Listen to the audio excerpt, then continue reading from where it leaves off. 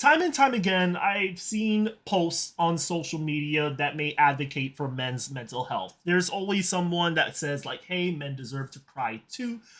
Men should actually have a place where they actually speak on their emotions and their struggles with their mental state and check on them, how they're doing. Make sure you check on your bros. There's a lot of that, and I feel a lot of them come from a good place. I feel there is a major disconnect between hey, we should check on our bros and make sure everything is okay versus the success in executing that. Like, hey, we're actually promoting mental health. And we're going to be breaking that down today because a lot of times when these conversations do get brought up in social media, a lot of times there's always that demographic of men that come up in the comment section and they'll say that, no, I'm not doing that. And it's not because they don't fuck with being emotional. It's mainly because that they speak from a place of like trauma, for instance. How a lot of times their emotions will oftentimes get weaponized. Or they may scare some people away, especially their partners. A lot of times men bring up their partners that they scared away because of their emotions or they were vulnerable to them. And I just want to make this very clear. This is not a men's versus women thing. This isn't a us versus them thing. Please, this is not that. I just really want to talk about men and their mental health and breaking down the I'm fine statement that they bring up every single time you check on them. So let's start a little bit with the dating scene, just for a moment, if I may. You have that one side of men that will bring up oftentimes that, hey, anytime I do open up emotionally to like my partner, there's were times where like my partner was like turned off or like they caught the ick because I was crying the moment I was talking about like my family or my friends or a past trauma that has happened in my life or in my childhood. I think we have this image of how men are supposed to share their emotions. We may feel that, yes, men are supposed to share their emotions, but there's like a boundary line where if a man crosses that threshold, it's like, he's doing too much. I also feel that Hollywood is to blame here because a lot of times when men show emotion, unless it's a rom-com, men are supposed to shed like a tear or two, and then it's like, that's it. Like, that is the most that men can show their emotions, and that's it. Anything more than that is like, ugh. Because anywhere outside that scope is virgin territory. We don't know how to navigate a space where men are showing too much emotion, too much grief, too much anger, too much sadness. We don't even know how to navigate that. So when you have someone that's hearing out a man when he's emotionally venting, we don't know how to respond. We often react. We don't know what to do. So there has been partners, and this experience is real because they bring it up many times where they just get that ick, where they're like, he's doing too much. Because best believe, a shed or two is fine. But the moment that same man is on the bed in fetal position with tissues all over, crying his eyes out, suddenly it's like, he's a mess. This is to not say that all women do this and all romantic partners are capable of doing this, but it does definitely leave a mark, and this experience is true. Like, we as men, we're taught that when we convey any sort of emotion, or even if we go about our day, we have to have, we need to be strong. We need to be composed. And we also have to be stable. And if we lose our sense of any of those things, there is something wrong. Like, we are a wrecking ball. And anyone that stands in our way, they better move out the way before things get ugly. And that shouldn't be the case. Like, the second we go off script and we show any pain, like, there's like like some sort of like this clash with expectations. And then when we get punished for it, that punishment can come in different forms. That man could be ghosted. That man could be shamed. That man could be looked at differently in a sense where it's like we see a man showing emotion. That's not him just being emotional. That's a personality shift. Like, somehow we're connecting their personality to this one instance where they're feeling emotional. And then men will take that lesson and say, okay, now I know that me being vulnerable equals being rejected.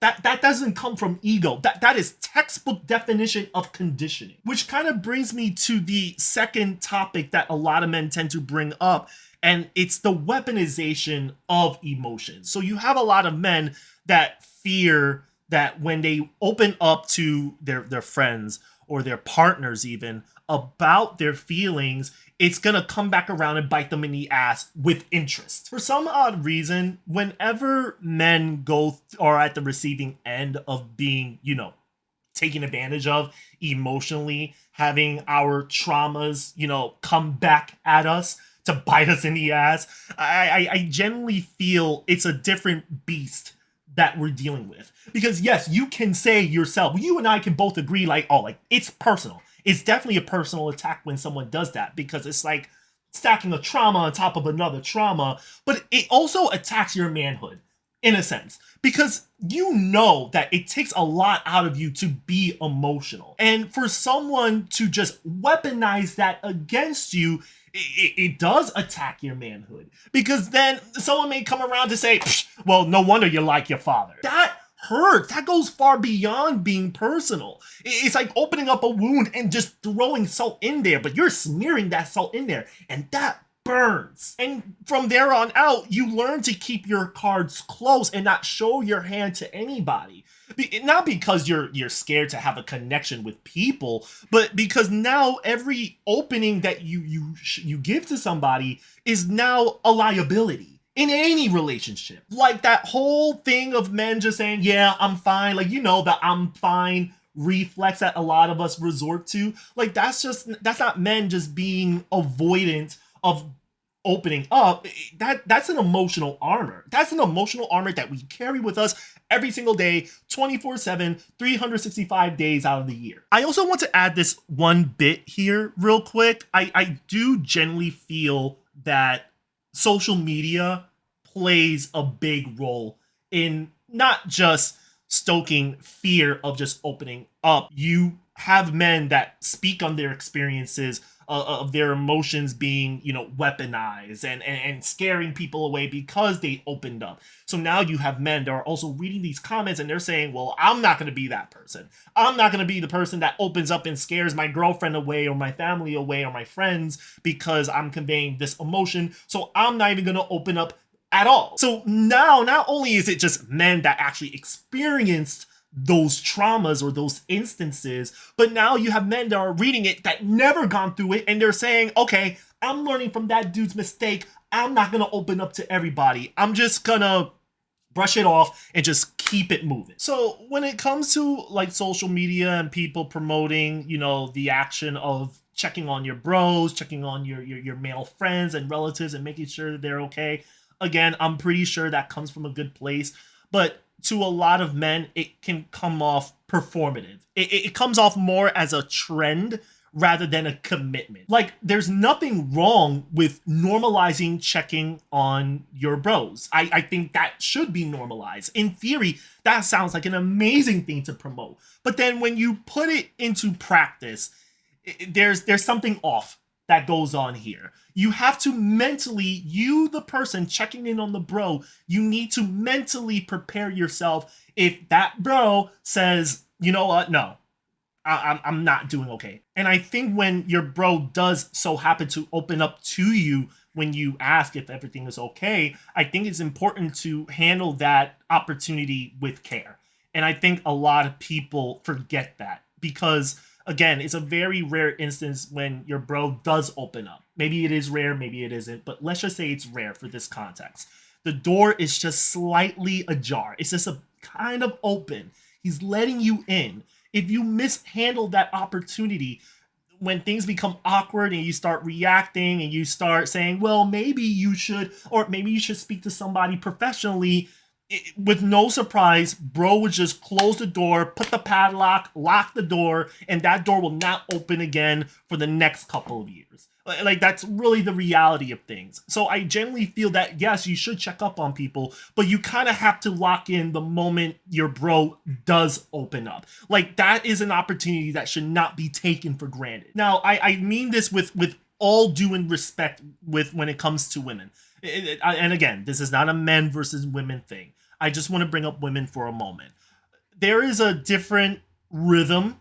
There is a sort of rhythm that women follow when it comes to handling their emotions. Like, women tend to share what's on their mind at any given point because they have channels in place to do that. It could be group chats, it could be brunch, it could be that one coworker that they're best friends with. Like, women have multiple channels where they can speak on their emotions. But then when it comes to men, there's this, I know people say that men are very simple, but I feel men are just as complicated as they are simple. Like, you're not gonna catch me playing, Call of Duty with like my high school friends and telling them like, yo, like, I really feel like I am drowning in my head right now. Like, in the middle of a Call of Duty match. Like, that's not happening. Like, we're not gonna play Fortnite and then you're gonna hear one of my bros say like, dog, like, I feel really numb after this long day. Like, you're not gonna hear any of that. Like, a lot of times when men are ever going to speak on how they feel, it has to be like a stage. When I say set the stage, a lot of times it's through like a bonding activity. Say we're playing video games, but we're not in the video game. It's more like after the gaming session when we unwind. Maybe we're just chilling at at my crib and we're just watching music videos and we're just chilling and talking. Maybe it's a long ride in the car. Maybe we're in the parking lot, eating McDonald's in the car, just talking shit, spitting shit, whatever. It has to be organic, but it also has to be genuine and authentic. Because when we're in an environment where we can ease down and we can relax and we can be comfortable in silence, is when men are more times may likely open up because it's organic. I feel, once again, that's when that door creaks open and you can allow yourself to have like those deep conversations that you'll have with your friends like at 1 o'clock, 2 o'clock in the morning. It's those conversations where the door opens and it's like, hey, like, how's everything at home? How's the family? How's the kids? I know you were talking about your boss earlier and how much of an asshole he is last week. Like, what's going on there? Like, things like this actually sets the stage for men to talk and to be open. They may not be emotional, but the fact that they are opening up about their life or their relationship or their career is just enough. Sometimes that is just enough, and they will open up more gradually as you go along. It's not a sprint, it's a marathon. It's a journey, and that journey, you will learn so much more about the person that you are spending your time. But best believe, the moment you mishandle that opportunity, the timing is off, things are awkward, the environment doesn't hit right, best believe the man will shut down and he will just cut things off from there. Basically, what I'm saying, for men to open up, we want to open up without feeling as if we're breaking character. When someone just comes out of nowhere and says, hi, I'm just checking up on you, just want to make sure you're okay, we don't want to break character out of nowhere just because someone asked us. And I feel as if that's the vibe that I get whenever I hear men talk about opening up. And this is from personal experience. Many times when men do open up, it's when it's just, the two of us or a group of us and we're in a room, we're chilling, we're probably in a car, we're all eating food, we're relaxing, no bullshit. This is our time. And the moment anything is out of place, all you're gonna get is, yeah, I'm fine, yeah, everything's cool, life is great, girl's fine, the lady's okay, the usual, and they'll just end things right there. You may probably ask yourself, or probably be asking me, okay, well, what do we do here? And I'll be honest with you, like, I'm not a psychologist. I'm not a therapist. This is just something that I've been talking about with, a group of guys after some time, speaking deeply about men's mental health and opening up and going through forums and reading these responses. And this is over the course of like years. And I'm finally coming to this realization that I think this is the way to go about things. So please take this with a grain of salt. But I feel that in order to have this conversation with men and create a healthy ecosystem where another man and myself, for instance, can speak at a mental level, at an emotional level, I think it starts with building that language first. You kind of have to have a certain tone. You kind of have to have the timing, the place to do it. You can't check on your bro just to check up on them because it doesn't feel natural. It doesn't feel right. It doesn't feel genuine. And that, again, is a very key thing here. When you're checking up on the bro, you have to have the patience. You have to have the timing. And finally, and probably the most important thing is you have to be present in the moment. That language can involve, again, just having a long ride, just chilling at a game session, and then you're just being comfortable in each other's silence while you're listening to music. And I think another important thing is to also be consistent while you're at it too. Follow up. There's nothing wrong with that. Like, the part of mental health for men is not having men walk into your room whenever they want to talk to you and then closing the door the moment they leave that room.